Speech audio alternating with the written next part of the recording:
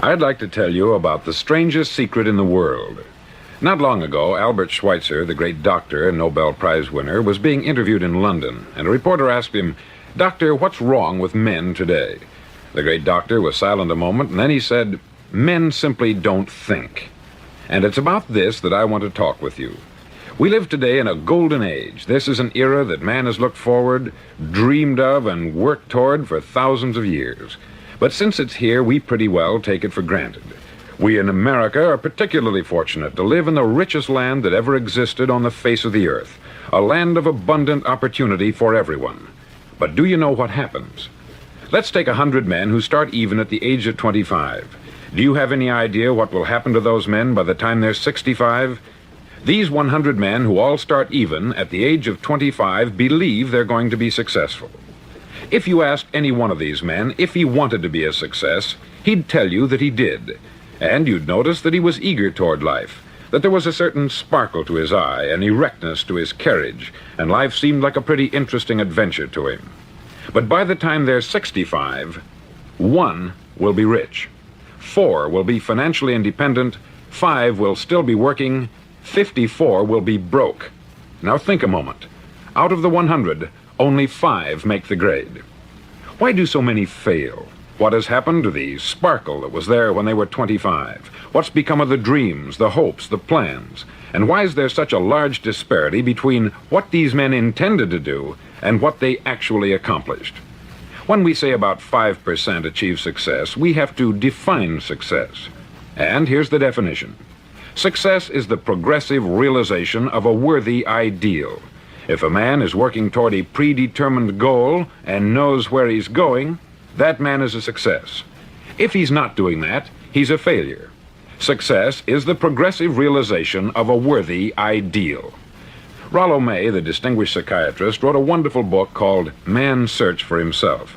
And in this book he says, the opposite of courage in our society is not cowardice, it is conformity. And there you have the trouble today. It's conformity. People acting like everyone else, without knowing why, without knowing where they're going. Now think of it. In America right now, there are over 14 million people 65 years of age and over, and about 13 million of these 14 million are broke. They're dependent on someone else for life's necessities. Now we learn to read by the time we're 7. We learn to make a living by the time we're 25. Usually by that time we're not only making a living, we're supporting a family. And yet by the time we're 65, we haven't learned how to become financially independent in the richest land that has ever been known. Why? We conform. And the trouble is that we're acting like the wrong percentage group, the 95% who don't succeed. Now why do these people conform? Well, they don't know really. These people believe that their lives are shaped by circumstances, by things that happen to them, by exterior forces. They're outer-directed people. A survey was made one time that covered a lot of men, working men, and these men were asked this question: why do you work? Why do you get up in the morning? 19 out of 20 had no idea. If you ask them, they'll say, everyone goes to work in the morning. And that's the reason they do it, because everyone else is doing it. Now let's get back to our definition of success. Who succeeds? The only man who succeeds is the man who is progressively realizing a worthy ideal. He's the man who says, I'm going to become this, and then begins to work toward that goal. I'll tell you who the successful people are. A success is the school teacher who's teaching school because that's what she wanted to do. The success is the woman who's a wife and mother because she wanted to become a wife and mother and is doing a good job of it. The success is the man who runs the corner gas station because that's what he wanted to do. The success is the successful salesman who wants to become a top-notch salesman and grow and build with his organization. A success is anyone who is doing deliberately a predetermined job because that's what he decided to do deliberately. But only 1 out of 20 does that. That's why today there isn't really any competition, unless we make it for ourselves. Instead of competing, all we have to do is create. Now, for 20 years, I looked for the key which would determine what would happen to a human being. Was there a key I wanted to know which would make the future a promise that we could foretell to a large extent? Was there a key that would guarantee a person's becoming successful if he only knew about it and knew how to use it? Well, there is such a key, and I've found it. Have you ever wondered why so many men work so hard and honestly without ever achieving anything in particular, and others don't seem to work hard and yet seem to get everything? They have the magic touch. You've heard them say that about someone. Everything he touches turns to gold. And have you ever noticed that a man who becomes successful tends to continue to become successful? And on the other hand, have you noticed how a man who is a failure tends to continue to fail? It's because of goals. Some of us have them, some don't. People with goals succeed because they know where they're going. Now think of a ship leaving a harbor, and think of it with the complete voyage mapped out and planned. The captain and crew know exactly where it's going and how long it will take. It has a definite goal. 9,999 times out of 10,000, it will get to where it started out to get. Now let's take another ship, just like the first, only let's not put a crew on it, or a captain at the helm. Let's give it no aiming point, no goal, no destination. We just start the engines and let it go. I think you'll agree with me that if it gets out of the harbor at all, it will either sink or wind up on some deserted beach a derelict. It can't go any place because it has no destination and no guidance. It's the same with a human being. Take the salesman, for example. There is no other person in the world today with the future of a good salesman. Selling is the world's highest paid profession, if we're good at it and if we know where we're going. Every company needs top-notch salesmen, and they reward those men. The sky is the limit for them. But how many can you find? Someone once said, the human race is fixed, not to prevent the strong from winning, but to prevent the weak from losing. The American economy today can be likened to a convoy in time of war. The entire economy is slowed down to protect its weakest link, just as the convoy had to go at the speed that would permit its slowest vessel to remain in formation.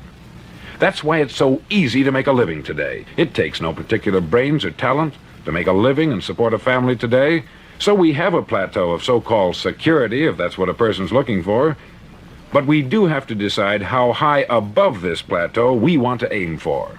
Now let's get back to the strangest secret in the world, the story that I wanted to tell you today.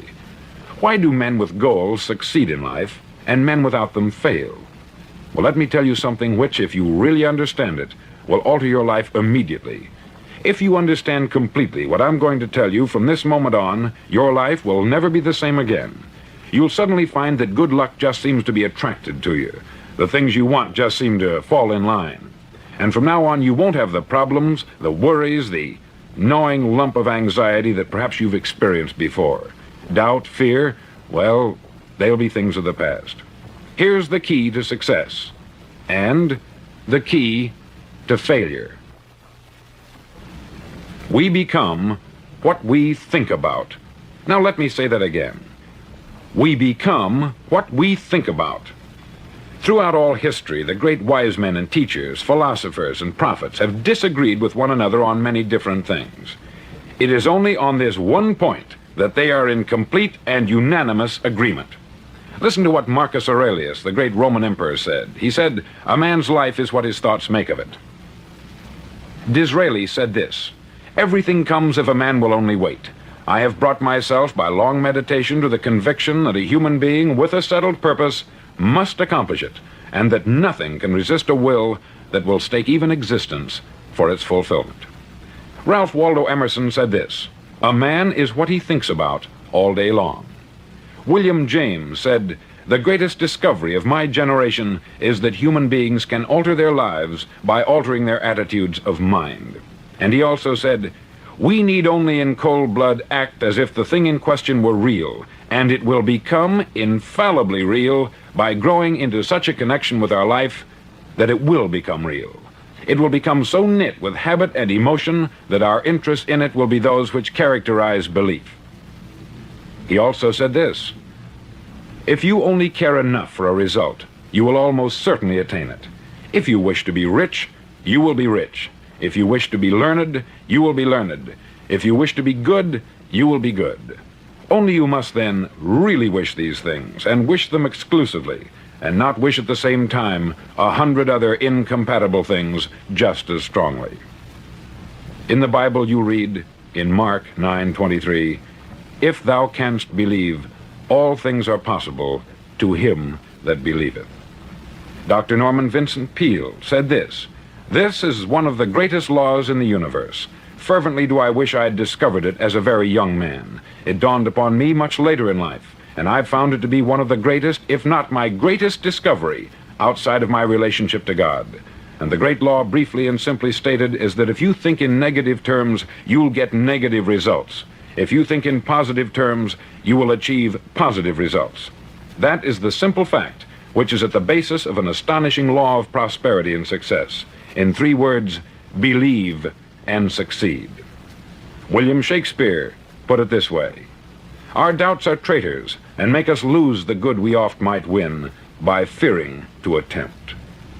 George Bernard Shaw said, "People are always blaming their circumstances for what they are. I don't believe in circumstances.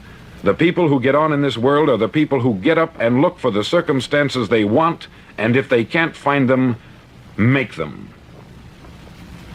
Well, it's pretty apparent, isn't it?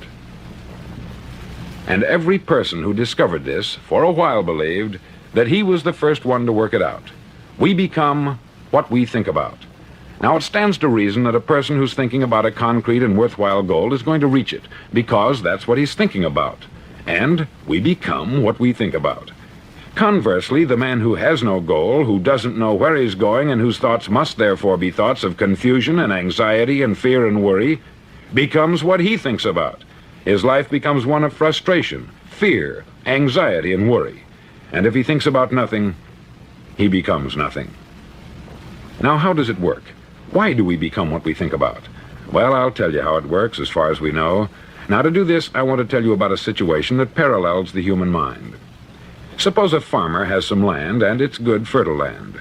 Now, the land gives the farmer a choice. He may plant in that land whatever he chooses. The land doesn't care. It's up to the farmer to make the decision. Now, remember, we're comparing the human mind with the land, because the mind, like the land, doesn't care what you plant in it. It will return what you plant, but it doesn't care what you plant. Now, let's say that the farmer has 2 seeds in his hand. One is a seed of corn, the other is nightshade, a deadly poison. He digs 2 little holes in the earth and he plants both seeds, one corn, the other nightshade. He covers up the holes, waters, and takes care of the land, and what will happen? Invariably, the land will return what is planted. As it's written in the Bible, "As ye sow, so shall ye reap." Remember, the land doesn't care. It will return poison in just as wonderful abundance as it will corn. So up come the 2 plants, one corn, one poison. Now, the human mind is far more fertile, far more incredible and mysterious than the land, but it works the same way. It doesn't care what we plant. Success, failure. A concrete, worthwhile goal, or confusion, misunderstanding, fear, anxiety, and so on. But what we plant, it will return to us. You see, the human mind is the last great unexplored continent on the earth. It contains riches beyond our wildest dreams. It will return anything we want to plant. Now, you might say, well, if that's true, why don't people use their minds more? Well, I think they've figured out an answer to that, too. Our mind comes as standard equipment at birth. It's free, and things that are given to us for nothing, we place little value on. Things that we pay money for, we value. The paradox is that exactly the reverse is true. Everything that's really worthwhile in life came to us free. Our mind, our soul, our body, our hopes, our dreams, our ambitions, our intelligence, our love of family and children and friends. All these priceless possessions are free, but the things that cost us money are actually very cheap and can be replaced at any time. A good man can be completely wiped out and make another fortune. He can do that several times. Even if our home burns down, we can rebuild it, but the things we got for nothing, we can never replace. The human mind isn't used merely because we take it for granted. Familiarity breeds contempt. It can do any kind of job we assign to it, but generally speaking, we use it for little jobs instead of big important ones. Universities have proved that most of us are operating on about 10% of our abilities. Decide now, what is it you want? Plant your goal in your mind. It's the most important decision you'll ever make in your entire life. Do you want to be an outstanding salesman, a better worker at your particular job? Do you want to go places in your company, in your community? All you've got to do is plant that seed in your mind. Care for it. Work steadily toward your goal, and it will become a reality. It not only will, there's no way that it cannot. You see, that is a law, like the laws of Sir Isaac Newton, the laws of gravity. If you get on top of a building and jump off, you'll always go down. You'll never go up. And it's the same with all the other laws of nature. They always work. They're inflexible. Think about your goal in a relaxed, positive way. Picture yourself in your mind's eye as having already achieved this goal. See yourself doing the things you will be doing when you've reached your goal. Ours has been called the phenobarbital age, the age of ulcers and nervous breakdowns. At a time when medical research has raised us to a new plateau of good health and longevity, far too many of us worry ourselves into an early grave trying to cope with things in our own little personal ways, without learning a few great laws that will take care of everything for us. These things we bring on ourselves through our habitual way of thinking. Every one of us is the sum total of his own thoughts. He is where he is because that is exactly where he really wants to be, whether he'll admit that or not. Each of us must live off the fruit of his thoughts in the future, because what you think today and tomorrow, next month and next year, will mold your life and determine your future. You're guided by your mind. I remember one time I was driving through Arizona and I saw one of those giant earth-moving machines roaring along the road at about 35 miles an hour with what looked like 20 tons of dirt in it, a tremendous, incredible machine, and there was a little man perched way up on top with the wheel in his hands guiding it. And as I drove along, I was struck by the similarity of that machine to the human mind. Just suppose you're sitting at the controls of such a vast source of energy. Are you going to sit back and fold your arms and let it run itself into a ditch? Or are you going to keep both hands firmly on the wheel and control and direct this power to a specific, worthwhile purpose? It's up to you. You're in the driver's seat. You see, the very law that gives us success is a two-edged sword. We must control our thinking. The same rule that can lead a man to a life of success, wealth, happiness, and all the things he's ever dreamed of for himself and his family, that very same law can lead him into the gutter. It's all in how he uses it, for good or for bad. This is the strangest secret in the world. Now, why do I say it's strange, and why do I call it a secret? Actually, it isn't a secret at all. It was first promulgated by some of the earliest wise men, and it appears again and again throughout the Bible. But very few people have learned it, understand it. That's why it's strange, and why, for some equally strange reason, it virtually remains a secret. I believe that you could go out and walk down the main street of your town and ask one man after another what the secret of success is, and you probably wouldn't run into one man in a month who could tell you.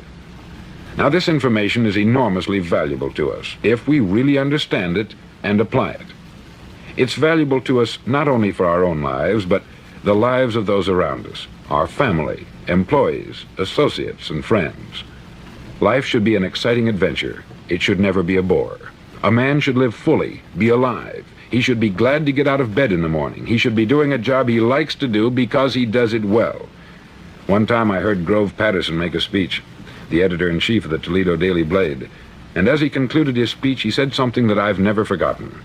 He said something like this: "My years in the newspaper business have convinced me of several things, among them that people are basically good, and that we came from someplace, and we're going someplace. So we should make our time here an exciting adventure. The architect of the universe didn't build a stairway leading nowhere. And the greatest teacher of all, the carpenter from the plains of Galilee, gave us the secret time and time again. As ye believe, so shall it be done unto you."